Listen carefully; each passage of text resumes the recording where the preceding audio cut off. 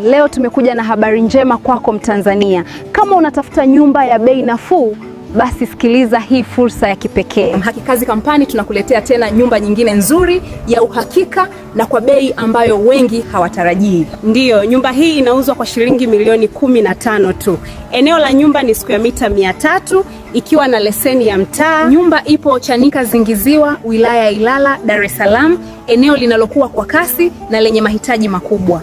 Ina vyumba vitatu vya kulala pamoja na public toilet. Mazingira safi na tulivu kwa makazi ya familia au biashara. Huduma zote za kijamii zipo karibu, ikiwemo barabara, umeme wa uhakika, maji safi, shule pamoja na huduma za afya zilizo bora kabisa.